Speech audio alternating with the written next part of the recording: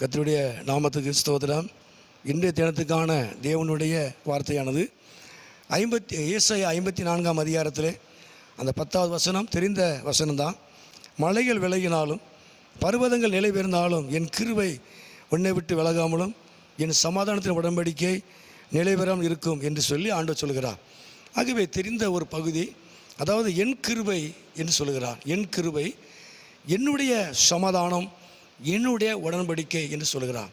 அதாவது தேவனுடைய எல்லாம் விலகி போனாலும், எல்லாம் மாறி போனாலும் தேவனுடைய கிருபை விலகாதது, தேவனுடைய சமாதானம் விலகாதது, தேவனுடைய உடன்படிக்கை விலகி போகாது.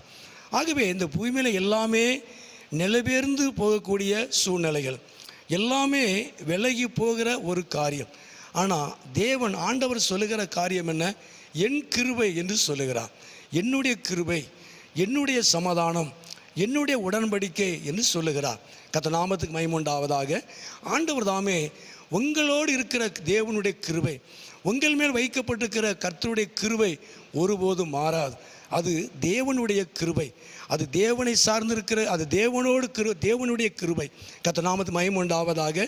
ஆகவே தான் வேதத்தில் வாசிக்கும் பொழுது என் கிருபை என்று சொல்லுகிறார். அதே போல் சமாதானம், என் சமாதானம் என்று சொல்லுகிறார்.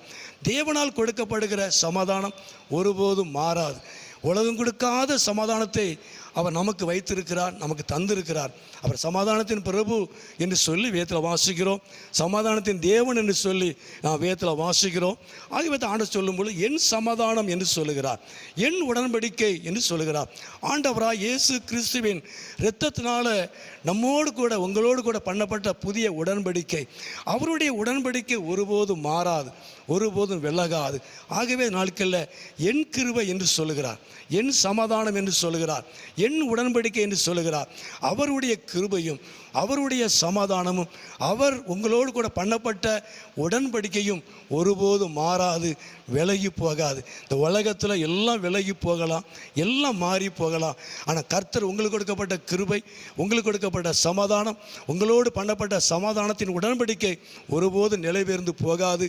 கர்த்தர் உங்களோடு கூட இருந்து அவர் உங்களை ஆசீர்வதித்து அவர் நாமத்தை அவர் மகிமைப்படுத்துவார். ஜெபம் பண்ணும். எங்களை அதிகமாக நேசிக்கிற நல்ல பிதாவே, அருமையான இந்த நேரத்துக்கு ஸ்தோத்திரம் ஆண்டவரே. இந்த சத்தத்தை கேட்டுக்கொண்டு அருமையான நம்முடைய பிள்ளைகளை, குடும்பங்களை கர்த்தர் ஆசீர்வதிப்பீராக, நம்முடைய நாமத்தை மகிமைப்படுத்துவீராக. எல்லாம் விலகி போனாலும் உம்முடைய கிருபை ஒருபோதும் மாறாது. என் கிருபை, என் சமாதானம், என் உடன்படிக்கை என்று சொல்லப்படுகிற ஆண்டவரே, அது உம்முடைய சமாதானம், உம்முடைய கிருபை, உம்முடைய உடன்படிக்கைக்காக நன்றி செலுத்துகிறோம். அருமையான நம்முடைய ஜனத்தை நீர் சகலத்திலையும் ஆசீர்வதித்து நீர் நடத்துவீராக. எல்லாம் விலகி போனாலும் நீர் விலகாதவர். உம்முடைய ஜனத்தோடு, இந்த பிள்ளைகளோடு கூட இருந்து ஒவ்வொரு நாளும் வழி நடத்தி இப்படி நாமத்தை மகிமைப்படுத்தும். இப்படி நன்மையும் கிருபையும் தொடரட்டும்.